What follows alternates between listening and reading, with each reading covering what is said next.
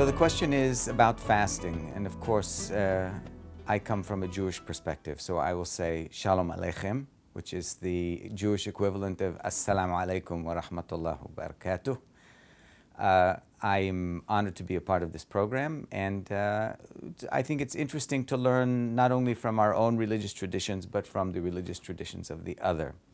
It's interesting because we have a very close relationship between Judaism and Islam in many respects, and one of them is the linguistic respect. So in Islam, the word for fasting is saum.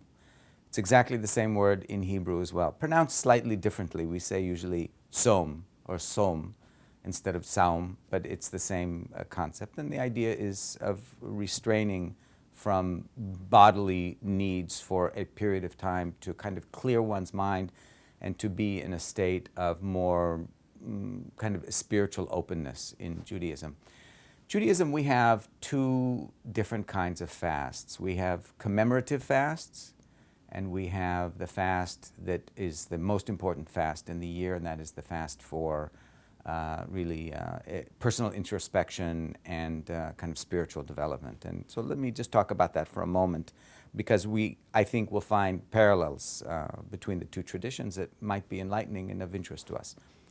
We have commemorative fasts in Judaism that are fasts of mourning, and that's interesting. The reason is because in the Torah, or in the Hebrew Bible, we call the full text of revelation to Jews that occurred, that we call the Hebrew Bible. It includes the Torah, but not only the Torah, other texts as well.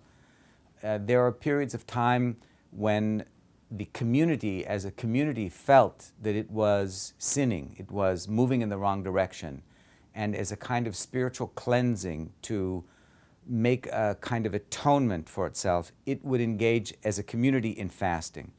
And so there were times when the prophets called for fasts, and fasts would relieve the oppression that was causing difficulty with the community. And that was sometimes associated with lack of rain. In a desert environment in which rain is not very frequent and is very important, when rain would not fall, the community would assume that it was engaging in practices or in a lack of spirituality that would result in a kind of, I don't know if I should say punishment, but a kind of a warning, a wake-up call. And so the community itself would engage in fasting. The commemorative fast in the Jewish calendar today is fasting destruction of the temple in Jerusalem. And that fast occurs on the 9th of the month of Av. That is actually very soon, very close to right now. That is the 9th of Av this year is next Tuesday, which is, I think, the 22nd of July. And that is a 24-hour fast. In that period of time, we do not eat or drink, smoke, no sexual relations, no wearing of leather, because that was a sign of a kind of elegant lifestyle. So a kind of humility is addressing, almost like ihram. It's a kind of very simple dress during that period of time. And one fasts from sundown until sundown. What that actually means in our tradition is we begin the fast before the setting of the sun, and we end the fast 1 hour after the setting of the sun on the following day. And that is a 24-hour fast for us. We have two fasts during the year that are 24-hour fasts. That's this one, the Tisha B'Av, which is similar to the Arabic Tisa, in the month of Ab. And then we have our other fast, which is the most sacred day of the year, is the fast on Yom Kippur, and that is on the 10th day of the 7th month. In Hebrew, the word for 10 is asara.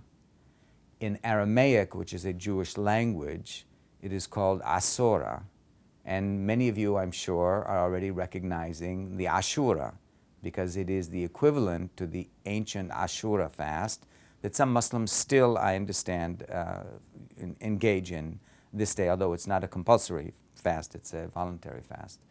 In our tradition, it is a compulsory fast, and it is the most important recognizable day in the Jewish year, the Jewish holiday or Jewish sacred day in the year.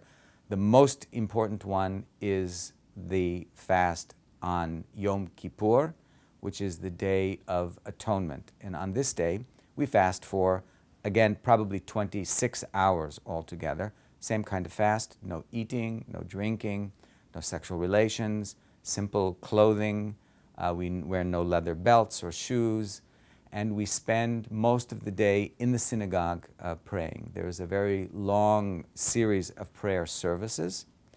And during this period of time also is the one time during the year when Jews engage in complete sajada. We actually, in our prayer services, we do some bending and bowing, but we do complete sajada on Yom Kippur a couple of times during the day, during certain periods of a prayer ritual.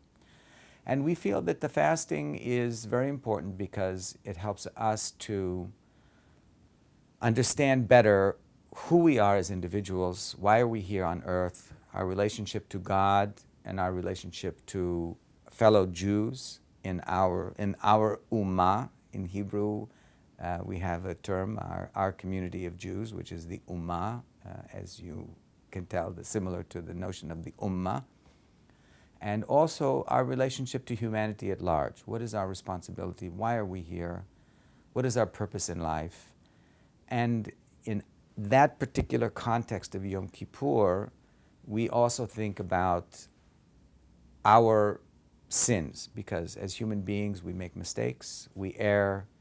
It's a natural part of life, and our job is to try to purify our hearts to serve God in truth.